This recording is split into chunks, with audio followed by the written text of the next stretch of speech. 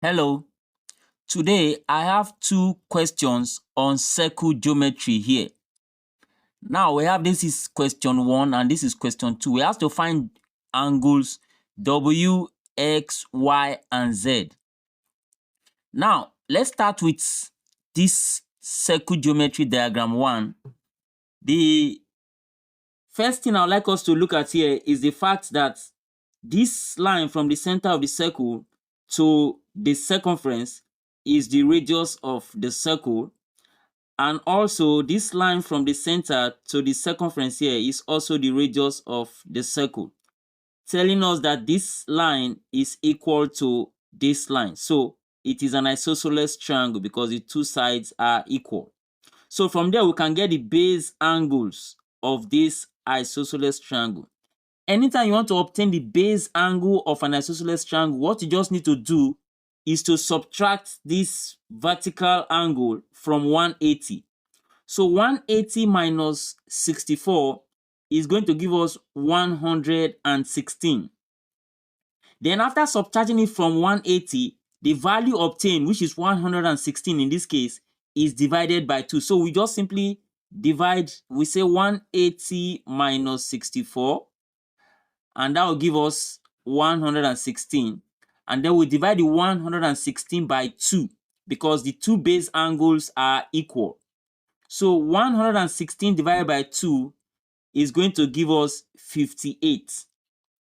So that means this base angle is 58 and this base angle is also 58. So this is how to share the equal base angles of an isosceles triangle. Just subtract the vertical angle from 180 and divide by 2. It gives you each of the two base angles that are equal.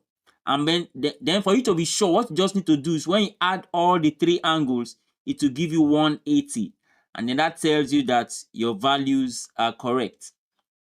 Now that we have one of this angle, this base angle as 58, then it will be easier for us to find angle W here.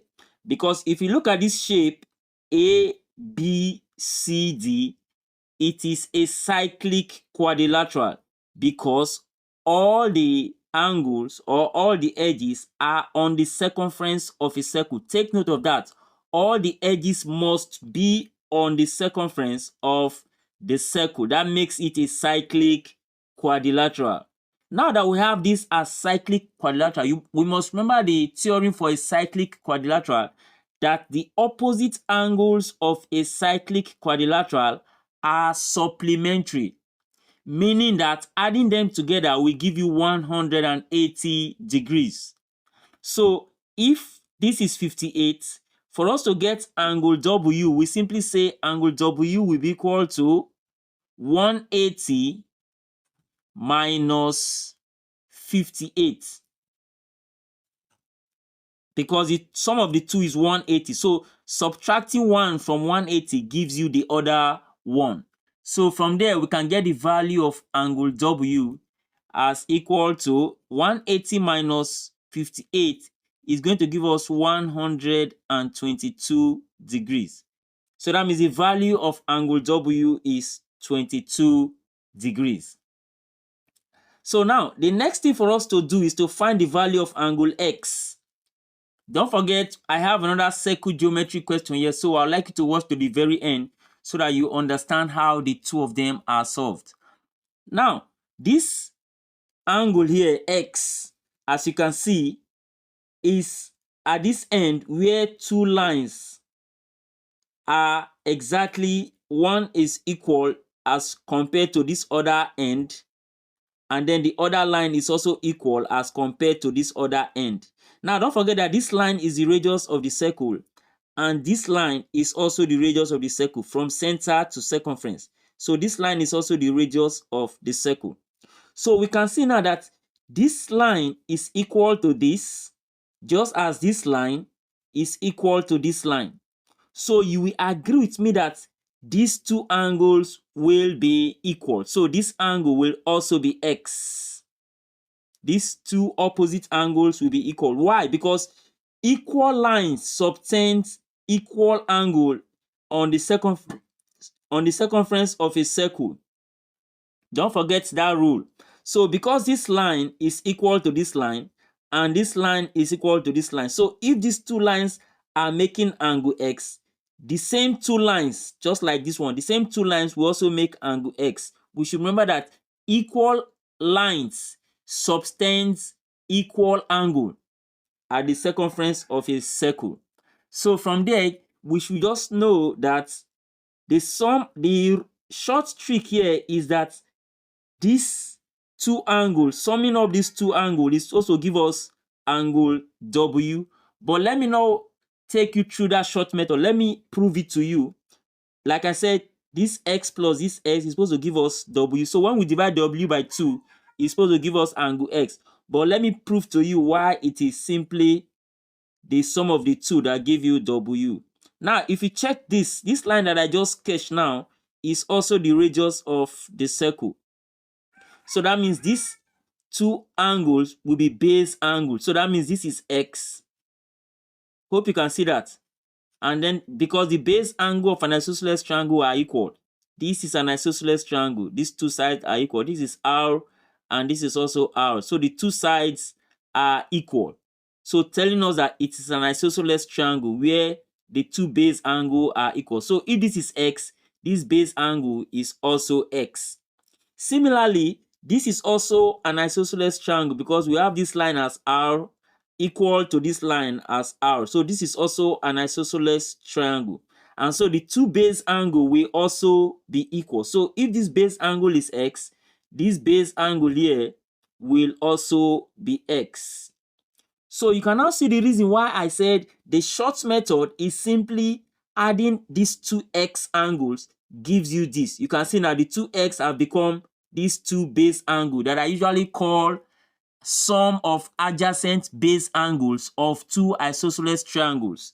Sum of adjacent base angles of two isosceles triangles. So you agree with me that x plus x is equal to W. So from there we can say 2x. Let me just move upward a little or downward a little. I say 2x now will be equal to W 122. You can see that is x plus x is 2x and that is equal to W, which is 122. So to get the value of x, we simply divide this by 2 and divide this by 2. So 2 we cancel 2 and then we are left with the value of angle x as equal to 122 divided by 2 will give us 61 degrees. So that's the value of angle W. Now that we have that, the next thing for us to do is to look at the second shape. Don't forget we are through with the first shape. W is 122 and X is 61. So we are through with the question 1 diagram there. Let's look at question 2 diagram. Now in this question 2, you agree with me that the first thing we can look at here is these 2 points, P and R. Point P and R. If you look at it clearly, you see that we have two lines from P and R. I have this line going to the circumference of the circle, and I have this line from R going to the circumference of the circle. The two lines together form angle Y at the circumference.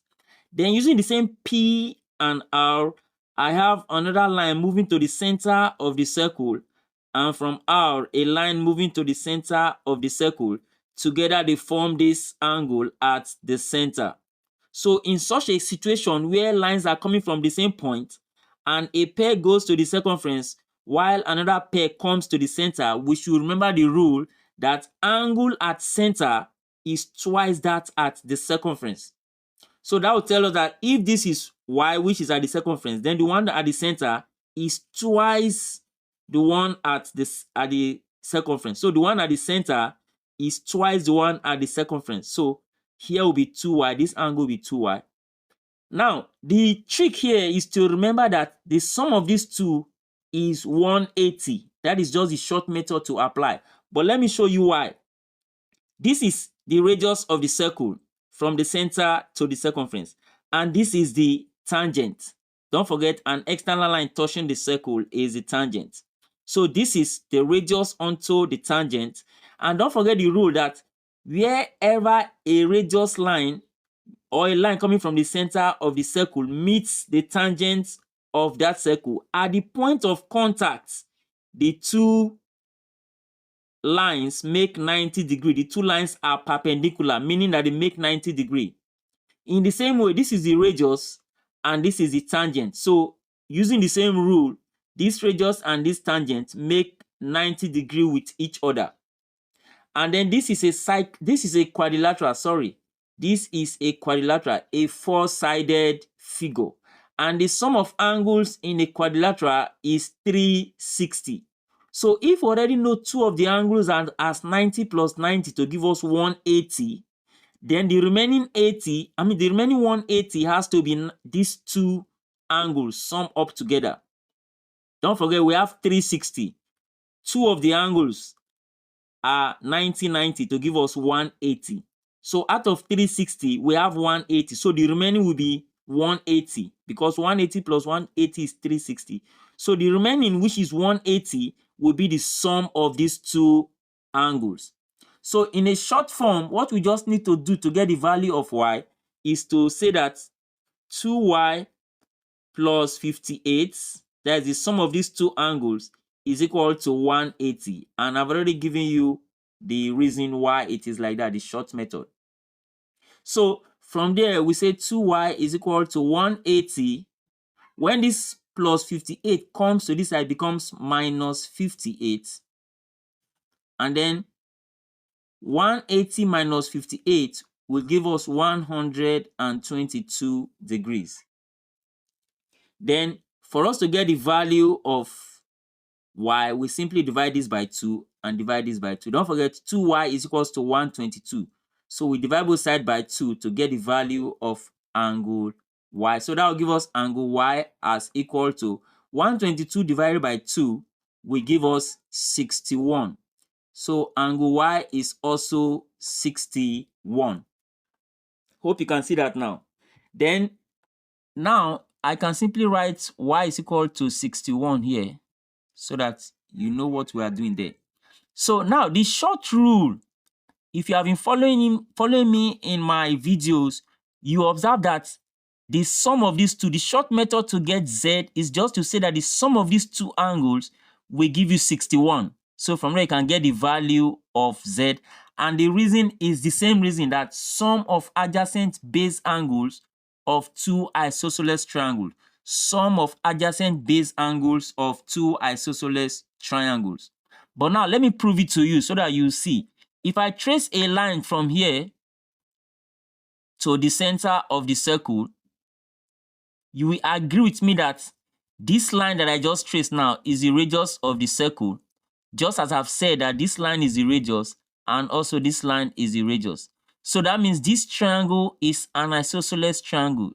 Triangle SRO is an isosceles triangle because these two sides are equal.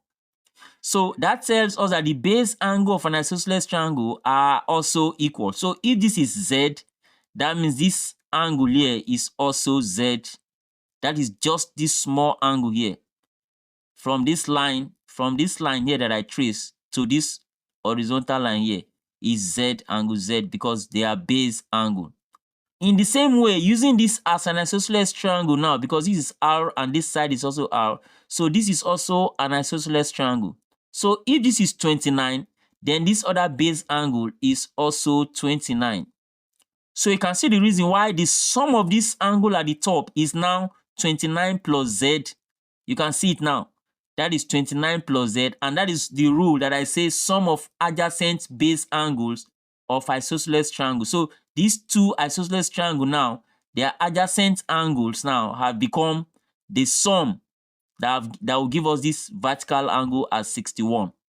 So in a simple way, we can, let me solve the value of angle Z there. So in a simple direct method, we simply say Z plus 29, that is the sum of these two angles, which I've shown you here as Z and 29.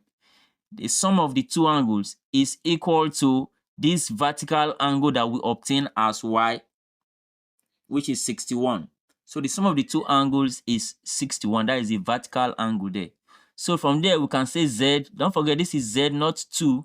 We can say Z is equal to 61 minus 29. When this comes to this, it becomes minus 29. And that gives us the value of angle Z as 32 degrees. So we now have the three angles. Angle W, you can see is 122. Angle X is 61. Angle Y is also 61. And finally, angle Z is 32. As you can see fully in this circle geometry. Please, I hope you really enjoyed this video. Please don't forget to like, share, and join for more videos like this. Thank you for watching.